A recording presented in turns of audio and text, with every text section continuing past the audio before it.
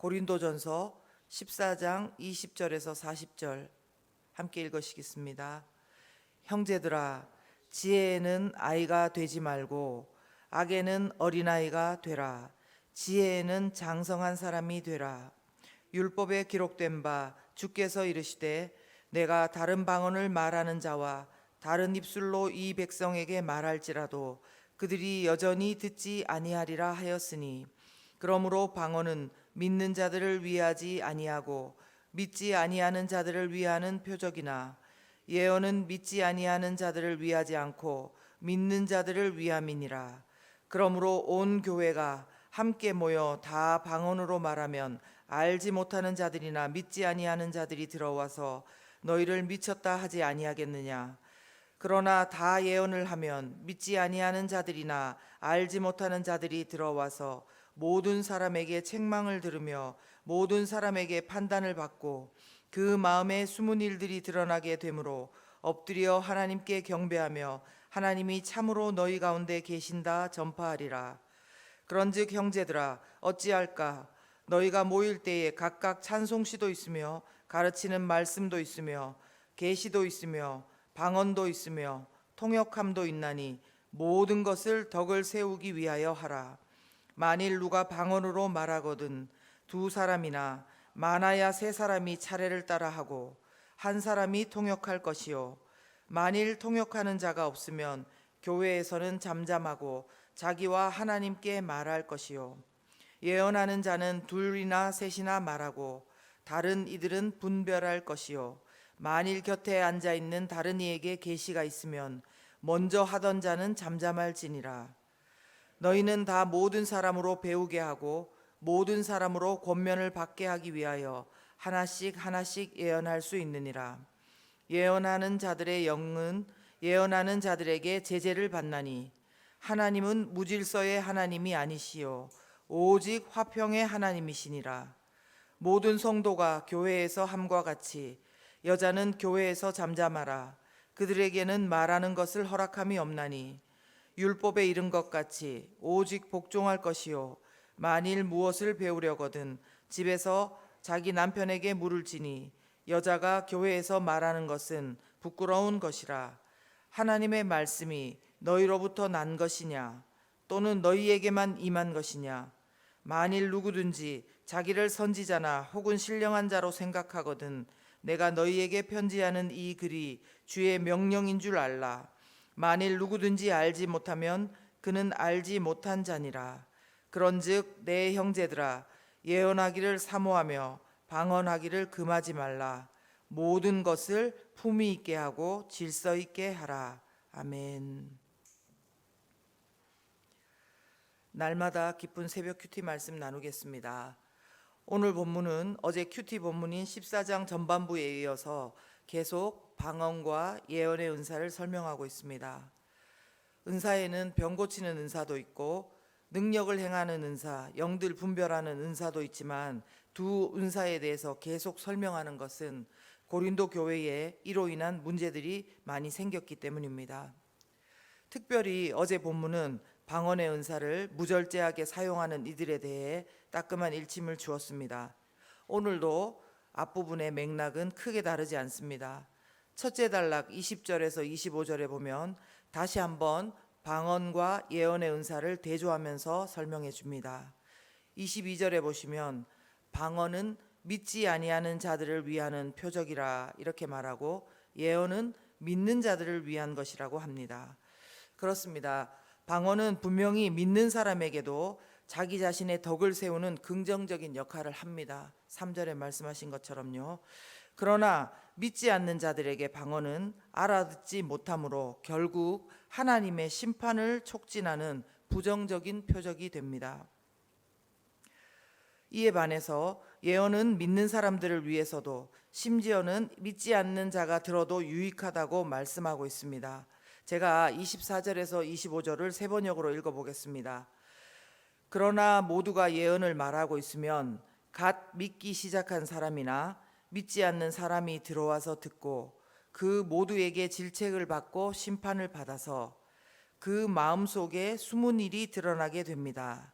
그래서 그는 엎드려서 하나님께 경배하면서 참으로 하나님께서 여러분 가운데 계십니다 하고 환히 말할 것입니다. 이렇게 했습니다.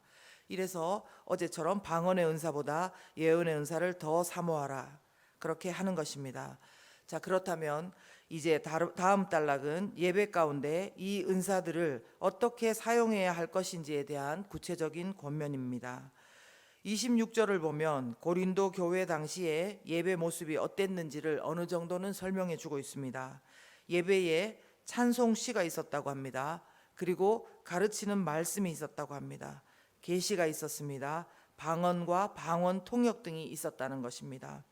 그래서 만약 누가 방언을 한다고 하면 많은 사람이 하고 싶은 대로 말하지 말고 두 사람이나 많아야 세 사람이 차례대로 말하라고 합니다. 그리고 한 사람은 통역을 하라고 말씀하고 있습니다. 만약에 통역을 하는 이가 없다면 잠잠하고 하나님께만 조용히 말하라고 권면합니다. 또 그렇다고 해서 방언보다 예언을 더 사모하라고 한다고 해서 예언이라고 마음대로 하면 안 됩니다. 예언도 방언처럼 두세 사람 정도가 말할 수 있습니다. 그때 이 다른 이들에 대해서는 좀 이견이 있긴 합니다만 다른 이들, 온 교회 사람들은 이것을 분별하라고 말씀합니다. 이 말은 참 중요합니다. 아무 말이나 저희가 함부로 받아들여서는 안 되고 반드시 그 말을 하나님의 말씀에 근거해서 비추어 보고 분별할 수 있어야 됩니다. 그래서 평상시에 저희가 성경을 읽거나 매일 큐티 말씀을 통해서 말씀을 가까이 하는 것이 참 중요한 것입니다. 자, 이제 예언을 하는 것도 이야기합니다. 만약 예언을 하다가 다른 사람에게 계시가 있으면 30절에 보시면 먼저 하는 자는 잠잠하라고 합니다. 예배에 참석했던 사람들이 배우고 권면을 받을 수 있도록 하나씩 예언을 해야 하는 것입니다. 왜냐하면 하나님께서는 무질서의 하나님이 아니시고 질서의 하나님이시며 화평의 하나님이시기 때문입니다.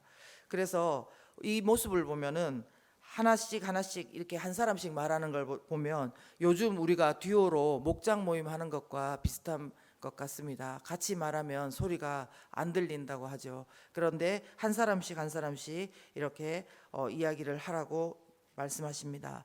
그런데 저희가 32절 이하에 좀 뭐 재밌다고 표현하면 그렇지만 잘 살펴볼 말씀이 있습니다. 먼저 예언하는 자들의 영은 예언하는 자들에게 제재를 받나니라고 말씀하고 있는데요. 이것을 현대인의 성경으로 보면 어떻게 돼 있냐면 예언하는 사람은 자기 자신을 다스릴 수 있어야 합니다. 이렇게 나옵니다. 예언하는 사람은 자기 자신을 다스릴 수 있어야 합니다. 어떤 주석에는 보니까 예언하는 사람은 자기 자신을 다스릴 힘을 받았다. 이렇게 표현하고 있습니다. 그래서 예언을 하는 사람들은 마음대로 하는 것이 아니라 다른 사람이 예언을 하면 잠잠하고 또 다른 사람이 분별할 수 있고 그렇게 할 수 있도록 예언을 해야 되는데 이 질서를 무너뜨리고 자기 자신을 다스리지 못하는 것 같은 어떤 여자들의 무리가 있었는 것 같습니다. 그 당시 헬라 문화권에서는 여자들에게 공적인 자리에서 말할 수 있는 기회는 없었습니다.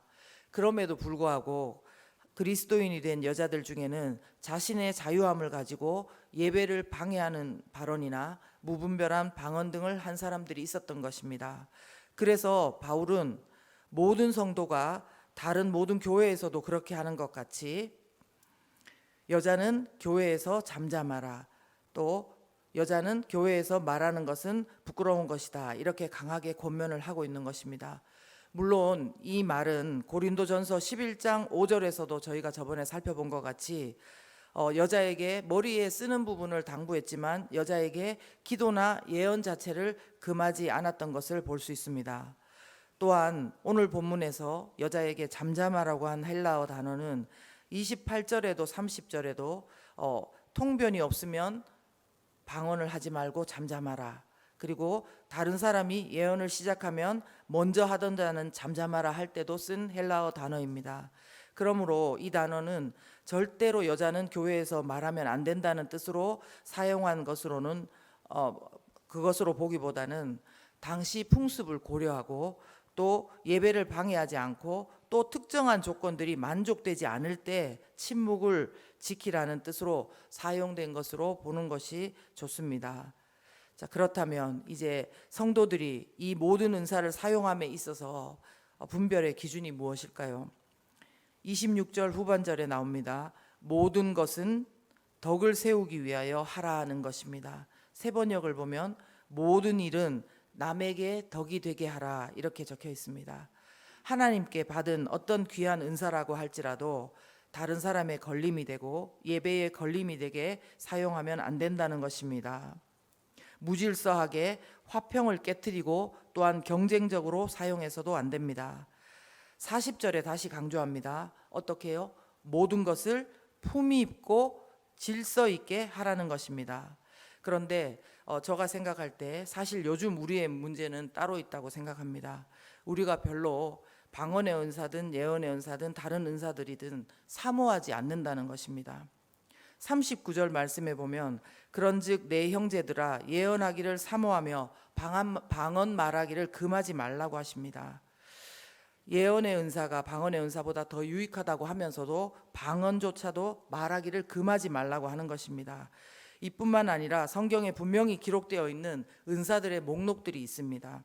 그런데도 불구하고 이제는 요즘은 마치 그것이 어떤 고대의 유물인 것처럼 어느덧 사모하지 않고 터부시하기까지 하고 있다는 것입니다.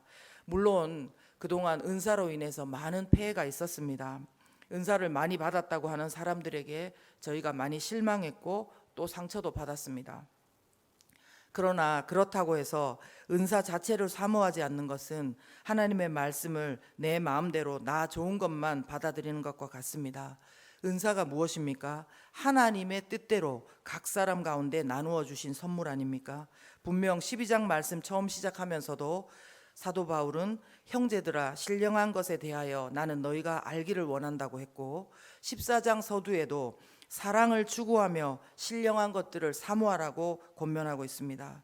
분명히 하나님께서는 우리가 은사를 구한다면 그 말씀하신 대로 주실 것입니다. 그러니 겁내지 말고 저희가 제대로 구해야만 합니다. 교회의 덕을 위해서 하나님의 뜻을 따라서 사용할 수 있도록 하나님 은사를 우리 가운데 허락해 달라고 기도해야 합니다. 하나님께서는 분명히 주실 것입니다. 그런데 이제 우리가 분명히 알고 행동해야 될 중요한 것이 있습니다. 무엇입니까? 모든 은사는 내 멋대로 내 자랑하려고 쓰는 내 것이 아니라는 것입니다. 36절의 말씀을 통해서 저는 이렇게 말씀드리는데요. 하나님이 주신 선물을 교회의 덕을 세우기 위해서 그리고 화평하게 품위 있게 질서 있게 사용하는 것을 우리는 이제 배워야 합니다. 서로 교회의 덕이 될 수 있도록 시간을 두고 이 일에 대해서 권면하면서 말씀대로 우리가 훈련되어져야 되는 것입니다. 오늘 제가 본문에서 만난 하나님은 질서와 화평의 하나님입니다. 33절 말씀을 통해서입니다. 그리고 또 오늘 제가 본문에서 만난 인간은요, 주신 은사를 품위 있게 사용하도록 훈련받아야 하는 인간의 모습입니다. 여러분이 오늘 본문에서 만난 인간은 어떤 인간이며 어떤 하나님이십니까? 저희 함께 기도하겠습니다. 여러분, 혹시 이전에 은사를 가진 사람에게 그들의 하는 말이나 행동 때문에 상처받았던 분 계십니까? 그렇다면 이 시간 그 마음을 주님께서 만져주시고 그 상처에서 완전히 회복될 수 있도록 기도했으면 좋겠습니다. 그리고 아니면 반대로 혹시 자신이 은사에 대해서 잘 알지 못하고 사용해서 다른 사람들에게 상처를 입히거나 또 무리가 된 적이 있습니까? 그렇다면 그것도 하나님 앞에 함께 기도했으면 좋겠습니다. 그것은 어쩌면 그 사람이나 은사 자체보다 은사 사용을 성경대로 잘 가르치지 못하고 훈련하지 못한 교회 공동체의 잘못이기도 합니다. 우리는 성경에 약속된 은사를 사모하며 하나님의 영광을 드러내고 교회의 덕을 세우는 일에 쓰임 받도록 이 시간 함께 기도하겠습니다.